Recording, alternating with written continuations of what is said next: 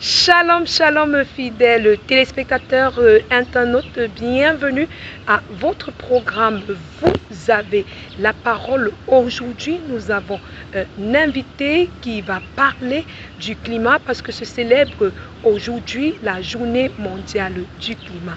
Shalom, shalom Raphaël Len. Shalom, shalom Madame Elodie. Comment est-ce que vous allez? Je me porte très bien. Comme je disais tantôt, vous êtes là, Monsieur Raphaël Len, pour parler du climat. La journée mondiale du climat se célèbre ce jour et vous êtes spécialiste, vous êtes expert de la chose puisque vous êtes environnementaliste de formation. Alors, qu'est-ce que le climat? De façon simple, le climat est l'ensemble des phénomènes météorologiques qui caractérisent l'état moyen de l'atmosphère en lieu donné. Donc de façon simple, c'est cela. Et nous allons parler, quand on parle de climat, ce qui apparaît de façon visible, c'est la question du changement climatique. Mais avant d'y parvenir, pourquoi cette journée, d'après vous? Pourquoi avoir une journée où on s'arrête un temps soit peu pour parler du climat? Vous avez bien parlé qu'on s'arrête.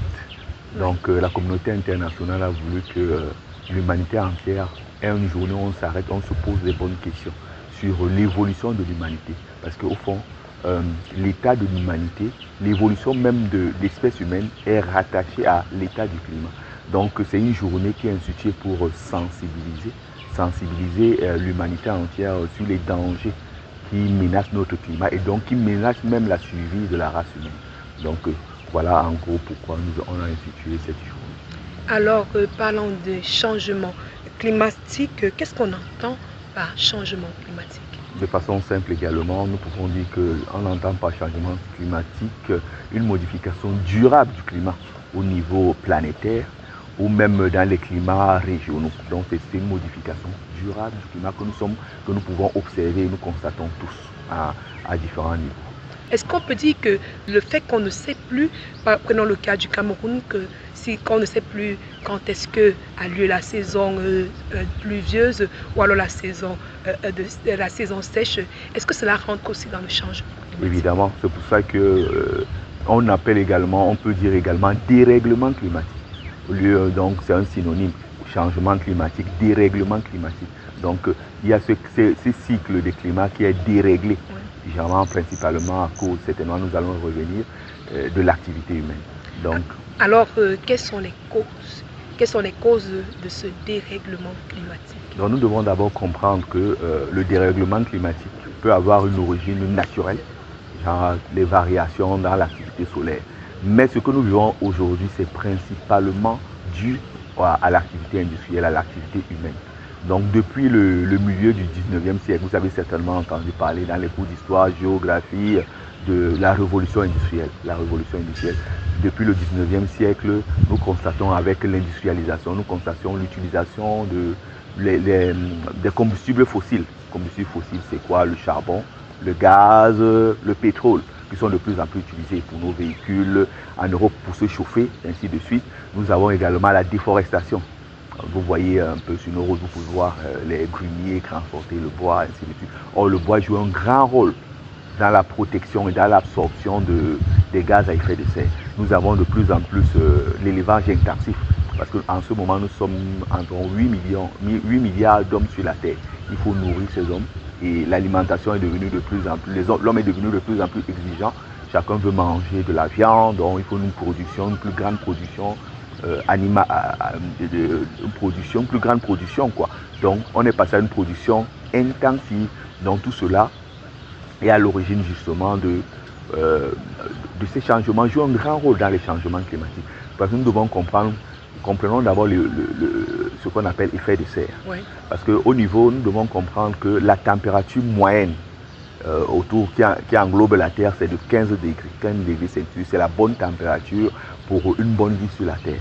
Mais à cause de justement l'utilisation depuis la révolution industrielle, comme on était en train de dire, depuis la fin du 19e siècle, on a constaté une augmentation d'1 degré au niveau de la température ambiante moyenne de la Terre. Et donc c'est ça qui a entraîné tout cela. La température a augmenté d'1 degré Et donc tout cela pourquoi l'activité humaine principalement, l'utilisation de plus en plus intensive des combustibles fossiles. Vous pouvez le constater de plus en plus, chacun doit avoir son véhicule. Bon, c'est normal, on veut se faciliter la vie. Chacun doit avoir son véhicule personnel, parce que sa moto, et forcément parce que j'ai mon véhicule, je vais consommer. La consommation de pétrole augmente, la consommation de charbon augmente, la consommation de gaz augmente avec la population qui augmente. Donc de plus en plus, et l'industrie du papier, ainsi, on veut le bois, la déforestation évidemment.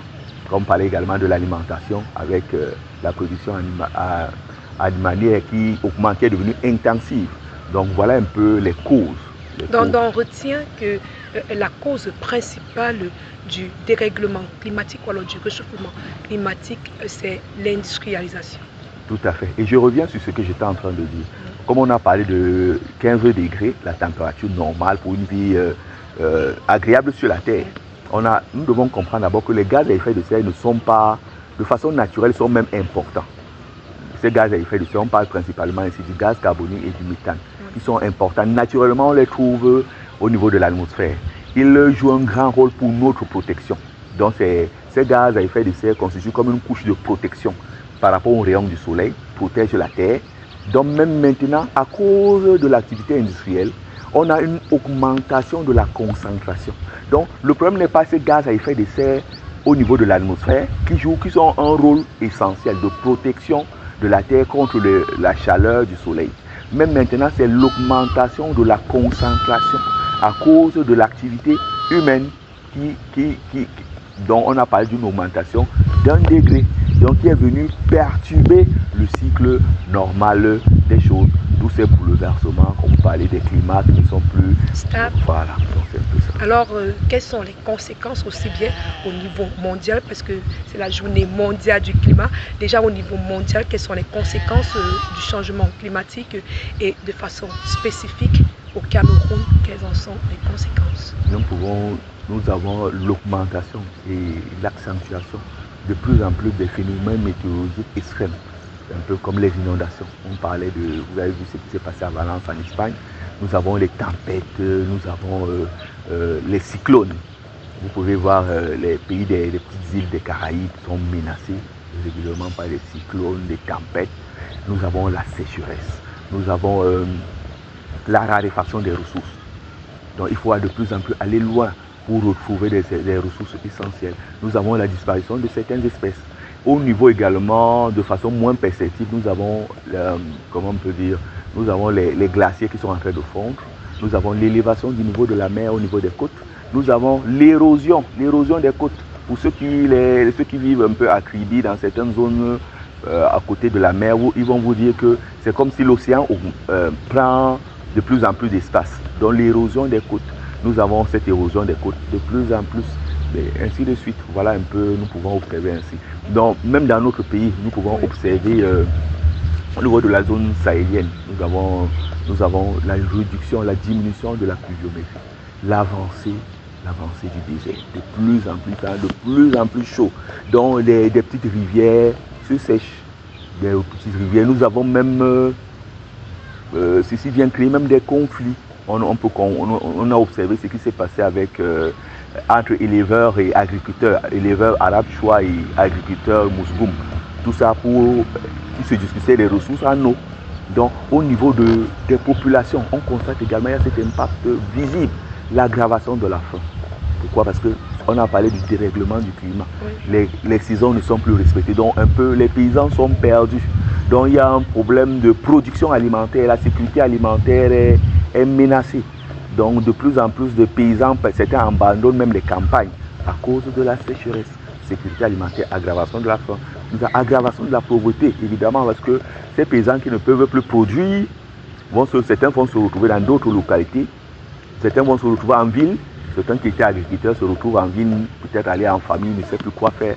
Donc aggravation de la pauvreté, aggravation des inégalités, parce que dans ces situations-là, comprenons-nous bien, les plus riches qui sont en mode de vie qui générateur de plus de gaz à effet de serre sont les moins impactés par rapport aux plus pauvres qui ne génèrent pas beaucoup de gaz à effet de serre, mais qui sont les plus impactés. Donc, il y a comme ce changement climatique amène un renforcement des inégalités.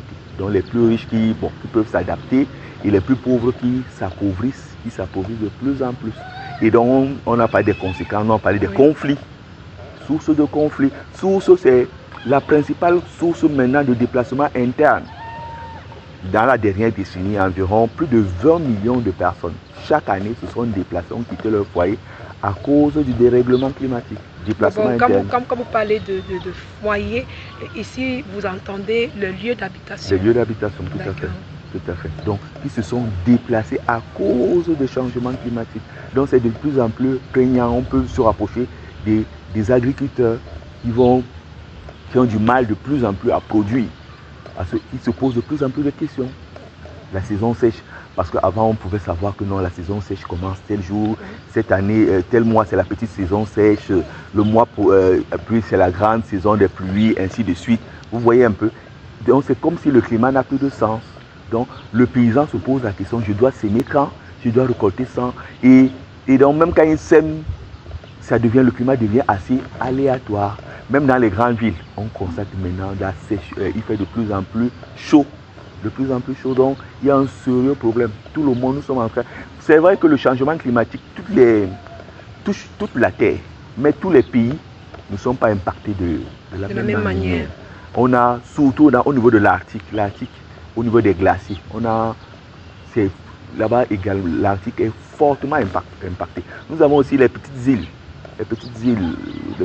des Caraïbes, les petites îles même autour du Cameroun, là, les petites îles sont très impactées par le changement climatique. Et maintenant, parlons des conséquences, parce que au vu de tout ce que vous avez donné, vous avez élaboré comme conséquences, que ce soit au niveau mondial ou alors au niveau national, ici chez nous au Cameroun, on voit que véritablement des solutions également ont été prises, que ce soit par la communauté internationale ou même alors par les experts de l'environnement au niveau du Cameroun. Alors nous aimerions les connaître, les solutions pour, à un certain niveau, pallier au réchauffement ou au changement climatique. Les solutions sont évidentes. Quand on voit les conséquences, on voit les causes, on peut en déduire les solutions. Oui. D'abord une réduction de la production de gaz à effet de serre.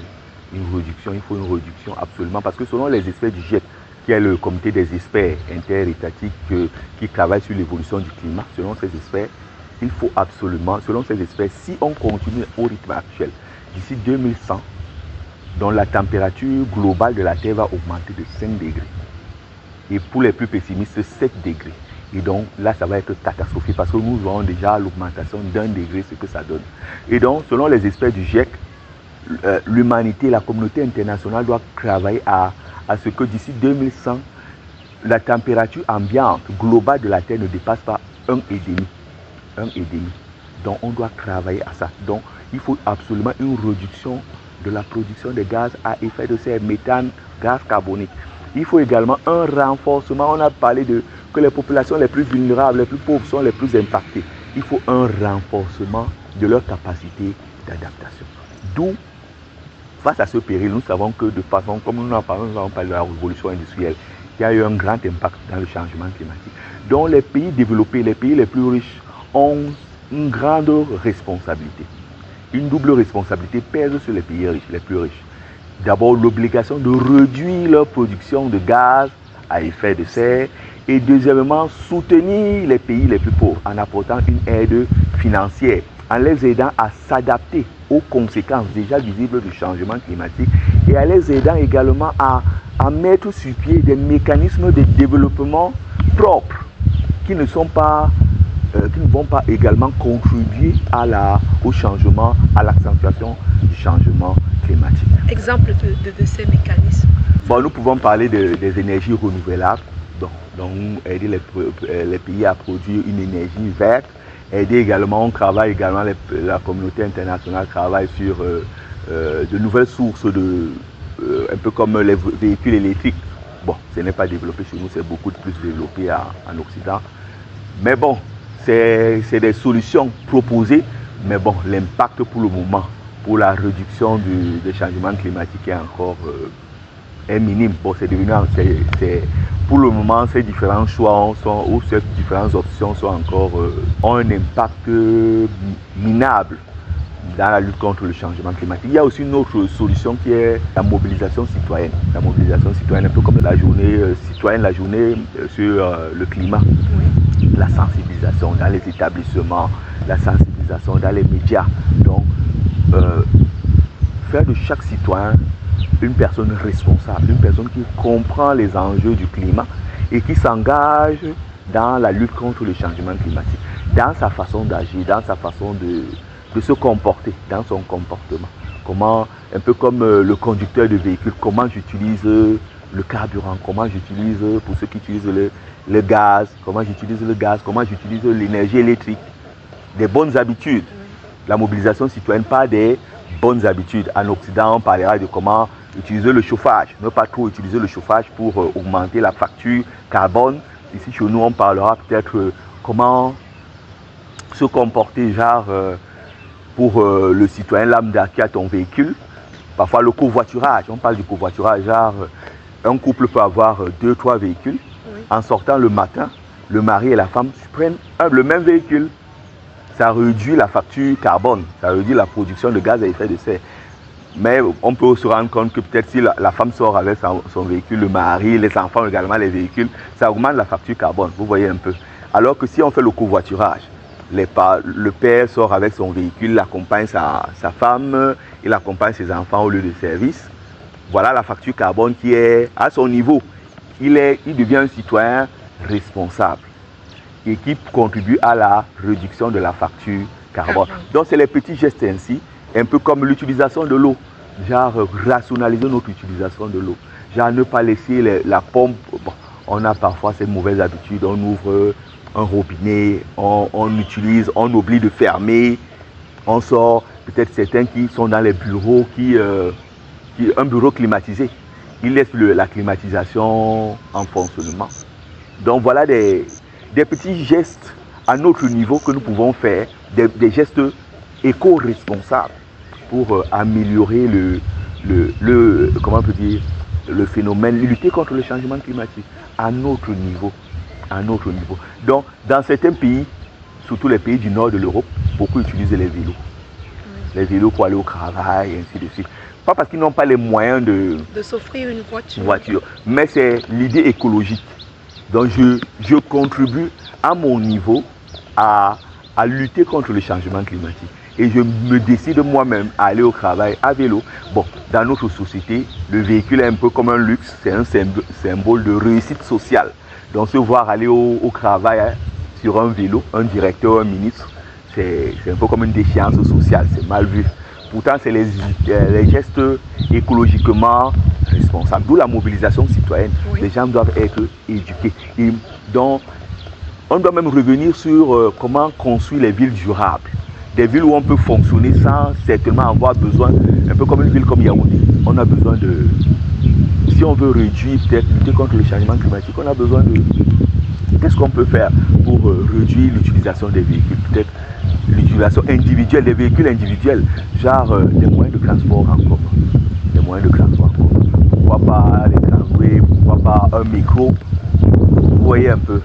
Donc développer le système de transport en commun et peut-être les gens vont comprendre, ils vont voir la nécessité de laisser leur véhicule à la maison et de prendre les moyens de transport en commun. Donc nous voyons un peu les conséquences et nous voyons qu'il y a plusieurs méthodes pour lutter contre les changements climatiques. D'où je voudrais parler de ça, l'accord de Paris de 2015, qui est le premier accord universel pour lutter contre les changements climatiques, qui a été ratifié par 192 États, où ils prenaient des engagements à réduire leurs émissions de gaz à effet de serre. Donc de tout faire pour ne pas dépasser d'ici la fin de la décennie, du siècle les 1,5 degrés au-dessus. Mais force est de constater que c'est un échec. Les pays, surtout les pays du Nord, ne respectent pas leurs engagements. C'est toujours... bon, vous voyez un peu avec la crise en Ukraine, l'Europe qui se retrouve à avoir un besoin urgent de gaz. C'est plutôt maintenant, chaque pays européen veut avoir une grande réserve combustibles fossiles, de gaz, ainsi de suite. Même les pays qui, un peu comme l'Allemagne, qui voulaient abandonner certaines énergies polluantes, revient encore sur ce qu'elle voulait abandonner. Donc pour dire que quoi, le monde est plutôt, malgré tous ces engagements, malgré l'accord de Paris, le monde est plutôt en train d'apprendre le chemin inverse, qui est celui d'une pollution de plus en plus intense, malgré des vœux exprimés. À vous entendre, on a comme l'impression que bien que l'homme ait ce désir de trouver des solutions durables à ce phénomène de changement climatique, il n'y arrive pas toujours. Alors, pourquoi ne pas se tourner vers Dieu? Puisque c'est lui qui est, il faut le dire ainsi, est le créateur. Les téléspectateurs et les internautes n'en disconviendront pas avec moi. C'est lui le créateur du soleil, c'est lui le créateur, vous avez dit, l'effet du cerf, c'est lui le créateur de tous ces éléments de la nature. Est-ce que vous pensez comme moi que se tourner également vers Dieu ne serait également qu'une bonne solution? C'est la solution ultime, c'est la meilleure solution au fond, parce que c'est Dieu qui, les éléments de la nature, tout vient de Dieu, et c'est lui qui a évidemment la bonne solution.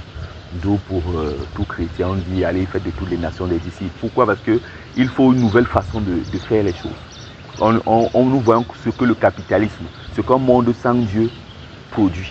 Un homme avide, un homme qui court de plus en plus vers l'enrichissement, un monde vide, un monde inégalitaire, un monde où la pauvreté est de plus en plus accentuée. Il faut quelque chose de nouveau. C'est pour ça que quand nous lisons Matthieu chapitre 5, il nous veut parler de que nous sommes la lumière du monde, le sel de la terre. Le chrétien est ce sel-là, le sel qui a ce rôle de préservation, ce rôle de sel qui donne du goût.